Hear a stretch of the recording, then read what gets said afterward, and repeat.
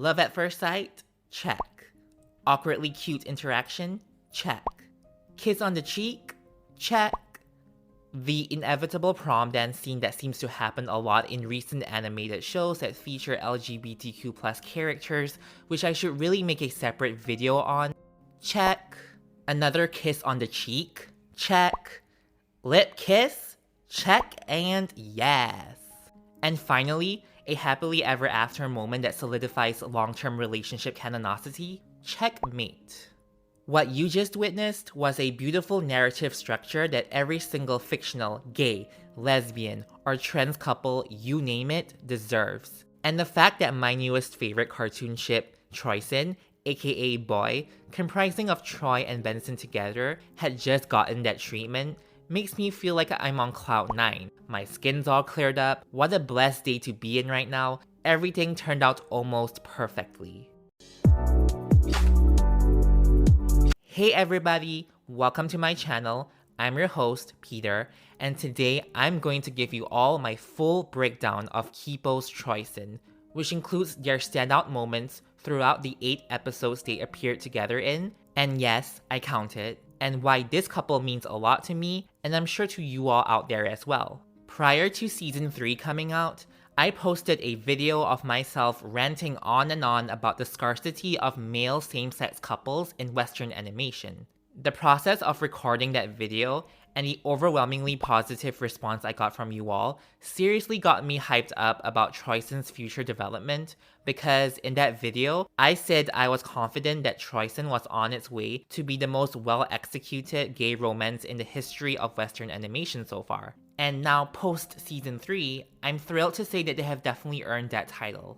Troyson, in my opinion, represents progress, which is the progress that's made in showcasing male same-sex couples in children animated shows at the forefront. Troyson has literally broken down the barriers that were put up in the past, in the 1990s and in the early 2000s, by network executives and the censorship laws that cartoon shows had to abide to all over the world, where showing explicit same-sex love, let alone boy-on-boy love, was extremely taboo.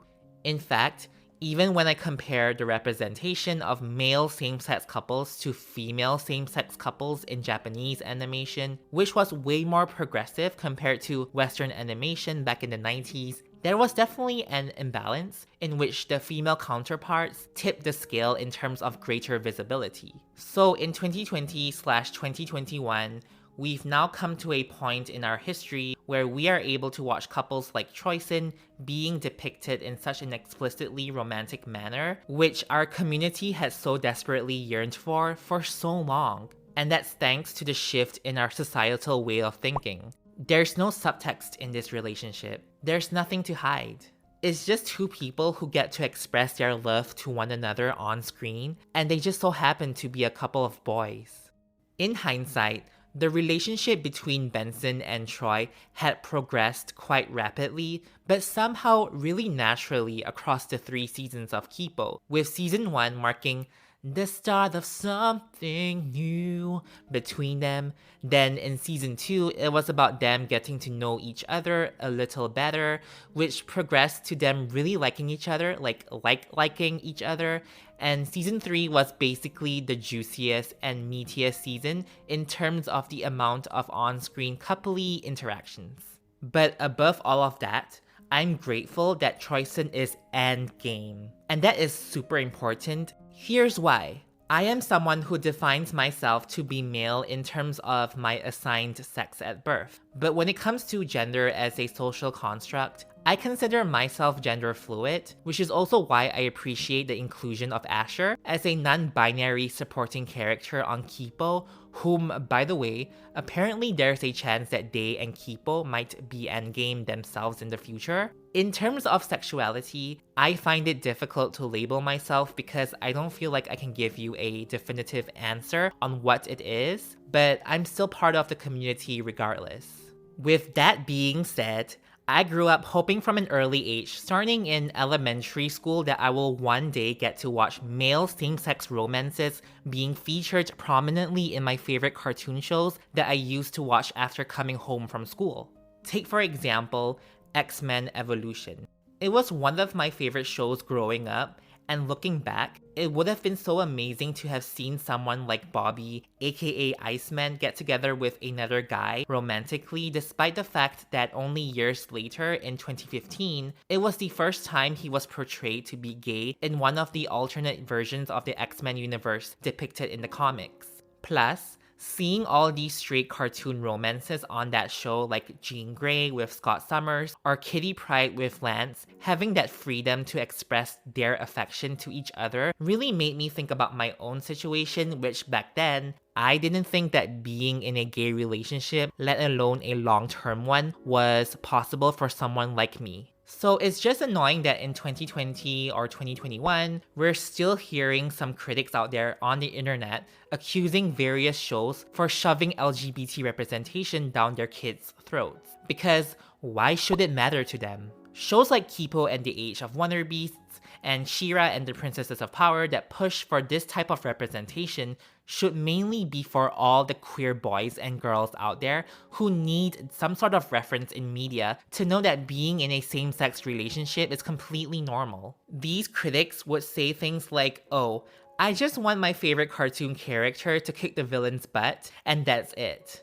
But I'm pretty sure that there's more to like about a cartoon than that. Let's take 1999's Walt Disney film Tarzan for example. As a kid, of course I remembered all of the amazing action sequences shown in the film, but I also remembered the beauty that was Tarzan and Jane's relationship, which started out as complete strangers to them eventually falling in love with each other despite coming from opposite backgrounds. And I'm pretty sure that most of these critics of LGBT relationships in cartoons were also fond of Tarzan and Jane's relationship, as well as countless other straight Disney couples like Ariel and Eric, Beauty and the Beast, Aladdin and Jasmine. I mean, the list goes on. So these people just need to sit down somewhere.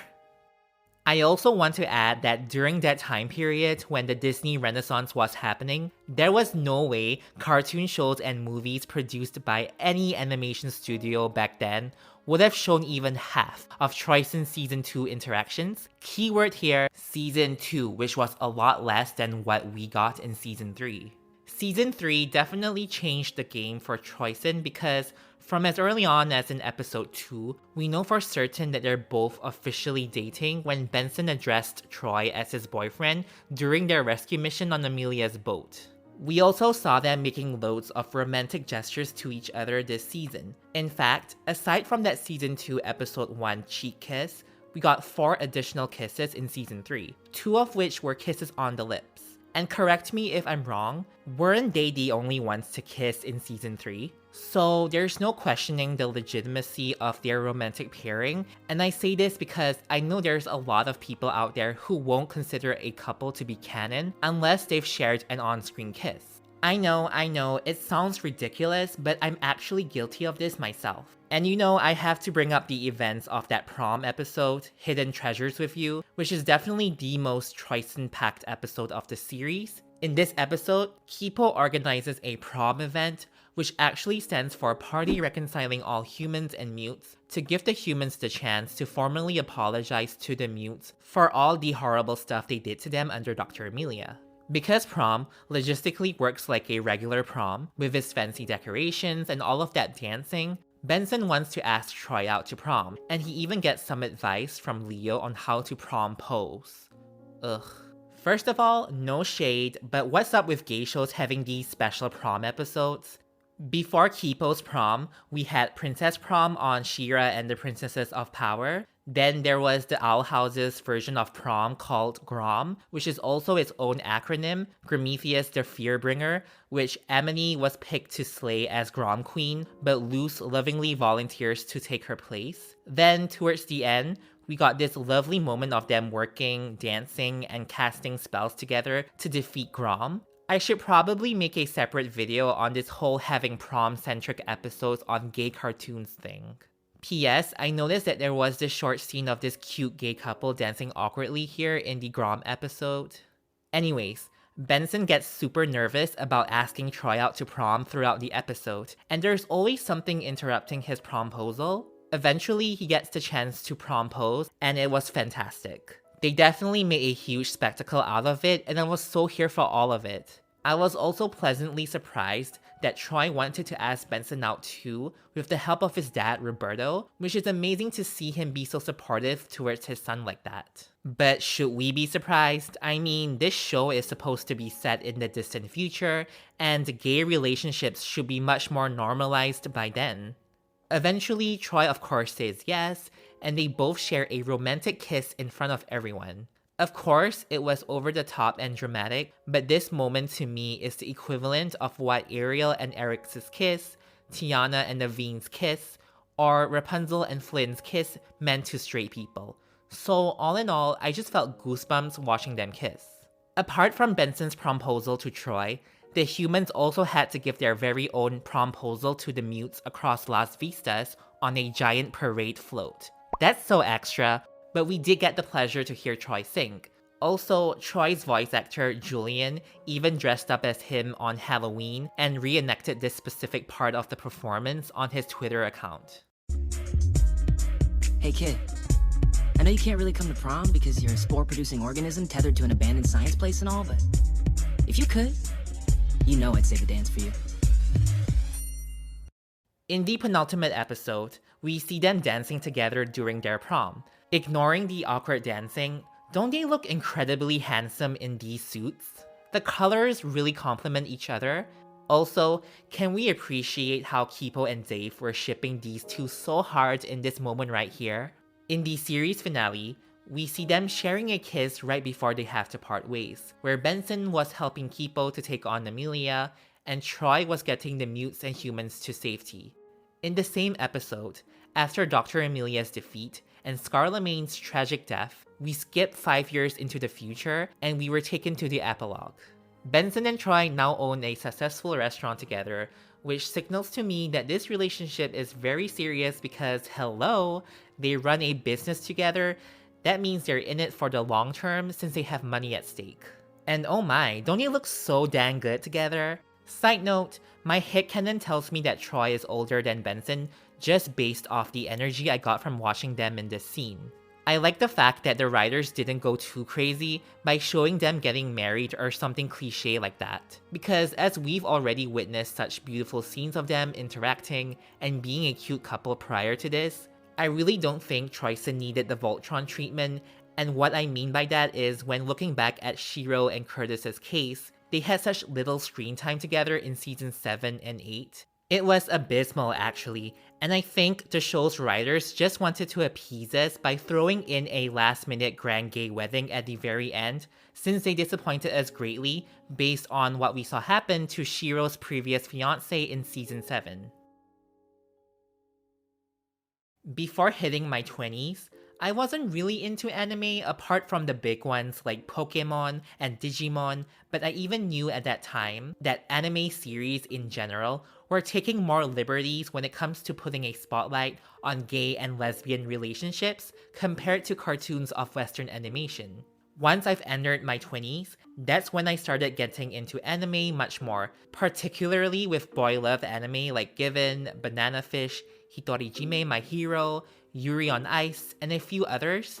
So because I've gotten into LGBT themed cartoons a little later in life, I feel like I missed out on a lot in my childhood when it comes to getting that gay representation on my screen. Also, I was way more into American cartoons when I was younger, and obviously they had little to no LGBT representation at that time. The visibility of same-sex romances in Western animation during my childhood and adolescent years needed a lot of work. So it's such a relief to see an uprise of animated show properties mostly from Japan and in the US in the 2010s that showcase more explicit portrayals of LGBT characters as well as LGBT characters whom are the main characters of their own shows instead of being side characters without nothing much to do. And as we've already entered the new decade of the 2020s, I hope to see an LGBTQ+ equivalent to the Disney Renaissance, where we'll get high quality and meaningful LGBTQ+ stories and characters during this decade of Western animation.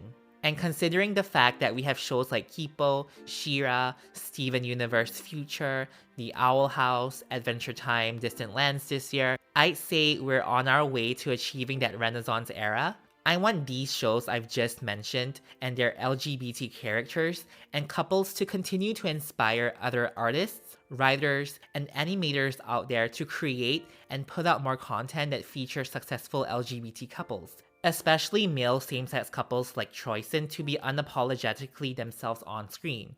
However, I do have some reservations because apart from Troyson, I wonder if there are any cartoons in the works so far that is planning to showcase a gay relationship like theirs. I mean, the lesbians and bisexual women will get their representation covered by the upcoming Lumberjane series that's being developed by She-Ra's Noelle Stevenson, as well as Harley Quinn coming back for season 3 with Harlivy. But what about the gays? Are there any showrunners or studios working on shows that feature gay male couples right now? Comment down below if you are aware of any.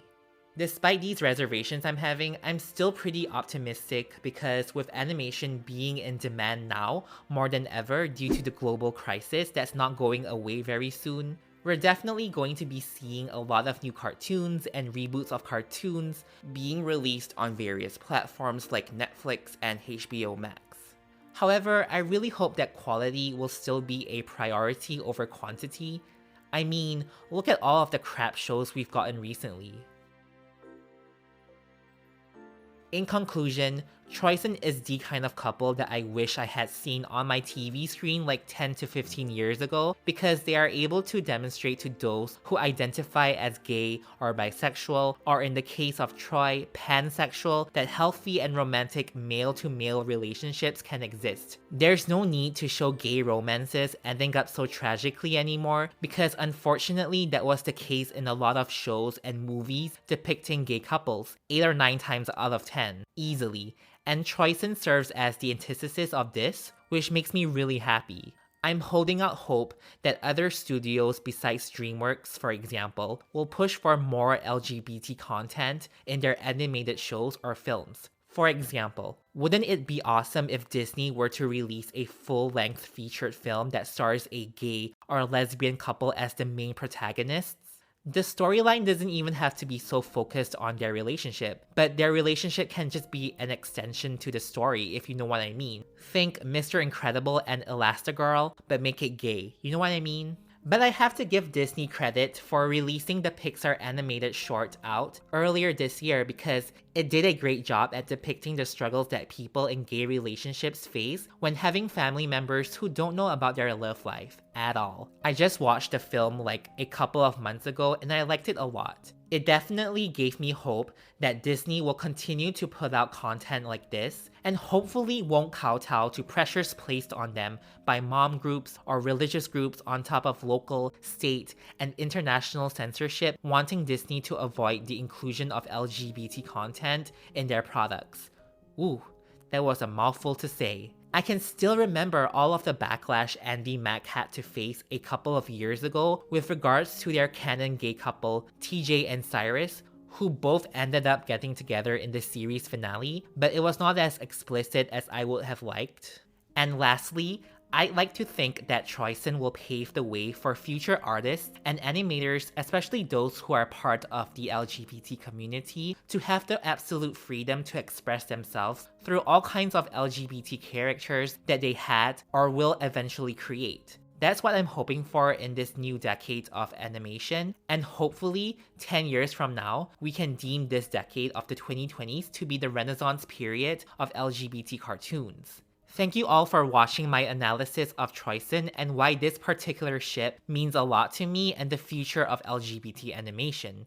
Please like and share this video if you wholeheartedly agree with majority of the things I pointed out. If you don't, oh well. Also, please don't forget to subscribe to my channel to enjoy more content just like this one, and I will see you all next time. Bye!